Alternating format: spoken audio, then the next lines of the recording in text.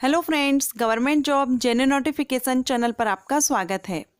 Friends, आज हम इस वीडियो में जानेंगे how to become IAS officer. IAS officer आप कैसे बन सकते हैं, इसके बारे में आज हम इस वीडियो में जानेंगे। सबसे पहले देख लेते हैं किस किस पॉइंट पर मैं आपको इस वीडियो में क्लियर करने वाली हूँ। सबसे पहले हम देखेंगे आईएएस होता कौन है।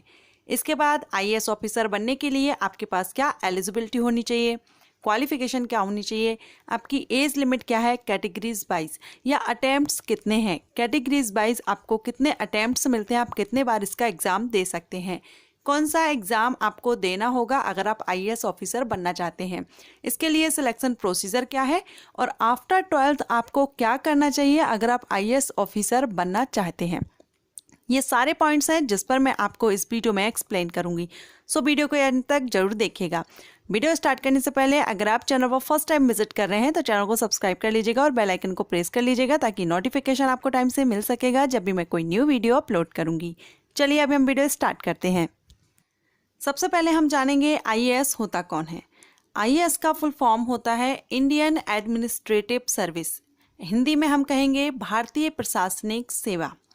अगर आप आईएएस ऑफिसर बनना चाहते हैं तो इसके लिए हर साल यूपीएससी के द्वारा सिविल सर्विस एग्जाम कंडक्ट कराया जाता है और ये जो एग्ज़ाम है वो आईएएस, आईपीएस, आईएफएस या आईआरएस लेवल की जो भर्ती है उसके लिए ये एग्ज़ाम कंडक्ट कराया जाता है यूपीएससी के द्वारा।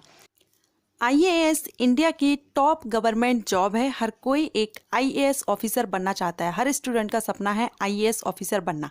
आईएएस ऑफिसर क्या है, किस पोस्ट पर रहते हैं, तो ये डिस्ट्रिक्ट मजिस्ट्रेट रहते हैं या कलेक्टर, कमिश्नर, जॉइंट सेक्रेटरी जो मंत्रियों के हैं, या अंडर सेक्रेटरी, डिप्टी सेक्रेटरी, ये जो पोस्ट हैं वो आईएएस ऑफिसर को ही दी जाती हैं। इसके अलावा भी कुछ पोस्ट हैं, मैंने यहाँ पर आपको फॉर एग्जाम्पल के लिए कुछ ही पोस्ट यहाँ पर बताई हैं। ये आईएएस ऑफिसर रहते हैं।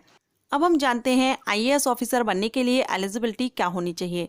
अगर आप आईएएस ऑफिसर बनना चाहते हैं तो इसके लिए आपका भारतीय नागरिक होना जरूरी है। आईएएस एंड आईपीएस ऑफिसर बनने के लिए आपका इंडियन सिटीजन होना जरूरी है। साथ ही आपकी क्वालिफिकेशन अगर देखें तो क्वालिफिकेशन में आपका ग्रेजुएशन जरूरी है।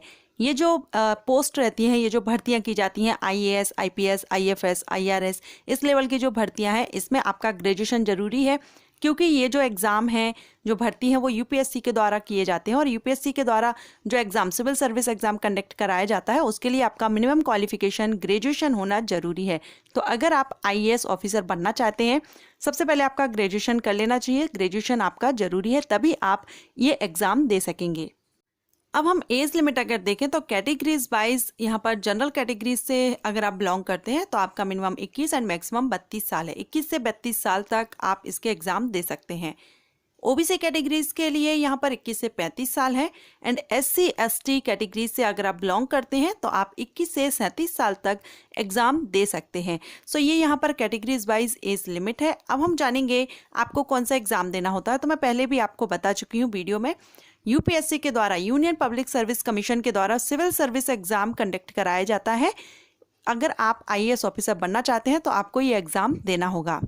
सिविल सर्विस एग्जाम जो रहता है यूपीएससी के द्वारा कंडक्ट कराया जाता है, उसका जो सिलेक्शन प्रोसीजर है 3 स्टेप में रहता है। Pre exam, main exam and interview. ये हम सभी जानते हैं, जो आईपीएस, आईएएस या आईएफएस, आईआरएस बनने के लिए आपको ये 3 स्टेप से गुजरना होता है। इसके बाद ट्रेनिंग दी जाती है। यहाँ पर अगर हम प्री एग्जाम में देखें तो प्री एग्जाम में 2 पेपर होते हैं, जिसमें आपका एक जनरल स्टडी का रहेगा और एक रहेगा आपका सीसेट। सीसेट आपका क्वालिफाइंग रहता है जिसमें 80 क्वेश्चन आते हैं। इसके मार्क आपके ऐड नहीं होते हैं मेंस के लिए, लेकिन जो जनरल स्टडीज़ का है उसमें 100 क्वेश्चन रहेंगे और इसके आपके मार्क्स काउंट किए जाएंगे। इसी के बेस पर आप आगे मेंस एग्जाम दे सकेंगे। अब हम देखते हैं मेंस एग्जाम में टोटल 9 पेपर होते हैं और टोटल 9 पेपर में से 2 जो पेपर रहते हैं वो लैंग्वेज के पेपर रहते हैं, लैंग्वेजेस के रहते हैं, जिसमें आप एक इंग्लिश का रहता है और एक आपकी जो लोकल लैंग्वेज है उसका रहता है। ये जो 2 पेपर हैं ये भी क्वालिफाइंग रहते हैं, मार्क्स इसके ऐड नहीं होते, लेकिन बाकी के जो पेपर रहते हैं उनके मार्क्स ऐड होते हैं। जैसे कि उसमें एक ऐसे रहता है, 4 पेपर आपके जनरल स्टडीज़ के रहते हैं और 2 आपके ऑप्शनल रहते हैं। इस तरह से आपके टोटल 9 रहते हैं। उसके बाद आपका इंटरव्यू होता है। मेरिट जो आपकी तैयार की जाती है वो मेंस एंड इंटरव्यू के जो मार्क्स रहेंगे उसके बेस पर आपकी मेरिट तैयार की जाती है, फाइनल मेरिट।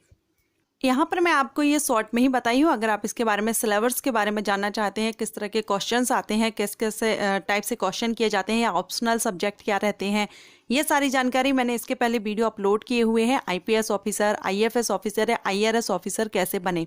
सो सिलेबस सभी का सेम रहता है, एग्जाम पैटर्न सेम रहता है। आप उन वीडियो को चेक कर लीजिएगा, प्लेलिस्ट एक बार, सो आपको वहाँ पर कन्फर्म हो जाएगा।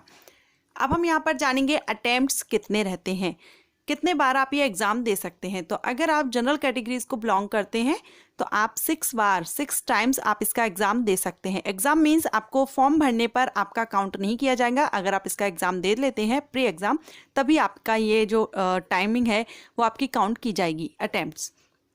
सेकेंड ओबीसी यहाँ पर 9 अटैम्प्ट्स हैं एंड एससी एसटी के लिए अनलिमिटेड है।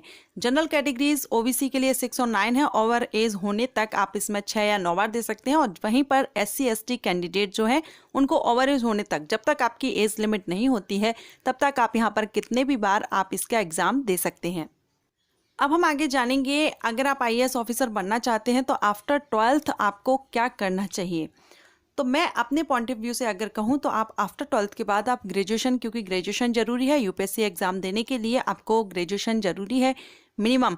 तो मैं यहाँ पर आपसे कहूँगी, आपका जिस भी सब्जेक्ट में इंटरेस्ट है, क्वेश्चन किए जाते हैं मुझे कि गवर्नमेंट जॉब के लिए मैं किस टाइप के कोर्स करूं, क्या प्रोफेशनल कोर्स ज़्यादा बेटर रहेगा गवर्नमेंट जॉब के लिए, या हम सिंपल ग्रेजुएशन कंप्लीट कर लेते हैं उसके बाद गवर्नमेंट जॉब हमको इजीली मिल जाएगी। तो मैं यहाँ पर कहना चाहूँगी ये दोनों ही कंडीशन अलग हैं। अगर आप प्रोफेशनल कोर्स करते हैं तो वो आप एक लाइन अलग हो जाती है, आप उसी फील्ड में आगे जाना चाहेंगे। लेकिन अगर आप कंपटीशन एग्ज़ाम फाइट करना चाहते हैं, कंपटीशन एग्ज़ाम जैसे कि बैंक में अगर आप जाना चाहते हैं, रेलवे में जाना चाहते हैं, या ये जो यूपीएससी के द्वारा जिसके बारे में मैं आपको बता रही हूँ, आईएएस ऑफिसर या आईपीएस ऑफिसर, आईआरएस या आईएफएस बनना चाहते हैं, इसके लिए आपका सिर्फ और सिर्फ ग्रेजुएशन होना ज़रूरी होता है। आप किसी भी स्ट्रीम से, किसी भी सब्जेक्ट से आपने ग्रेजुएशन कंप्लीट कर लिया है, कितनी भी परसेंट हो, बस आपका ग्रेजुएशन कंप्लीट होना चाहिए तो आप ये एग्ज़ाम दे सकते हैं। तो अगर आप कंपटीशन एग्ज़ाम की तैयारी कर रहे हैं, आपका एम है कंपटीशन एग्ज़ाम देना, आप कंपटीशन एग्ज़ाम फाइट करना चाहते हैं, तो आप अपना सिंपल ग्रेजुएशन कर लीजिए, बीए, बीएससी या बीकॉम, जिसमें भी आपका इंटरेस्ट है आप वो कोर्स चूज़ कर लीजिए।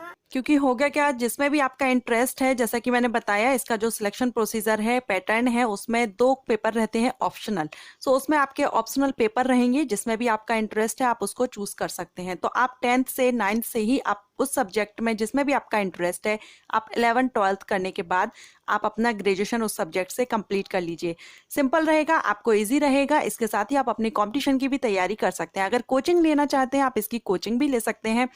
कोचिंग आप अगर जैसे ज़्यादा खर्चा नहीं करना चाहते हैं तो मेरा ये सजेशन रहेगा, आप 1 साल की कोचिंग ले लीजिए। कोचिंग लेने के साथ आपके नोट्स कंप्लीट हो जाते हैं। उसके साथ ही इसका जो मेन टॉपिक रहता है, मेन सब्जेक्ट जो रहता है, फोकस जिस पर किया जाता है वो है करंट अफेयर्स। करंट अफेयर्स से इसमें क्वेश्चन किए जाते हैं। तो करंट अफेयर्स के लिए आप न्यूज़ चैनल देखिए, न्यूज़पेपर पढ़िए, नोट्स आपके पास रहेंगे, उसको स्टडी करते रहिए। कुछ मैगजीन्स आती हैं, न्यूज़पेपर्स हैं, उसके साथ आप अपना करंट अफेयर्स को स्ट्रॉन्ग कीजिए। आप इसके लिए कोचिंग ले सकते हैं और कोचिंग आप अपने ग्रेजुएशन के साथ कर सकते हैं। अगर आप कोई प्रोफेशनल कोर्स चूज करते हैं तो उसमें आपका सिंपल जो ग्रेजुएशन कोर्स रहते हैं उसके कंपैरिजन में आपको ज़्यादा हार्डवर्क रहता है, ज़्यादा टाइमिंग देनी पड़ती है।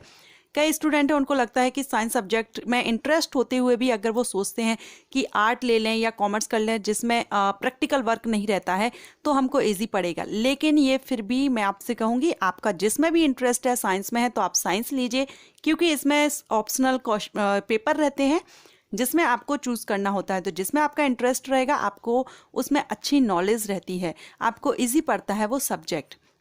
सो आफ्टर 12th आप अपना सिंपल ग्रेजुएशन कीजिए, जिसमें आपका खर्चा कम रहता है, आपको टाइमिंग भी मिलता है और आप अपनी कंपटीशन की भी तैयारी ग्रेजुएशन के साथ में कर सकते हैं। इनफैक्ट आप ग्रेजुएशन के फाइनल ईयर में हैं तब भी आप इसका एग्ज़ाम दे सकते हैं।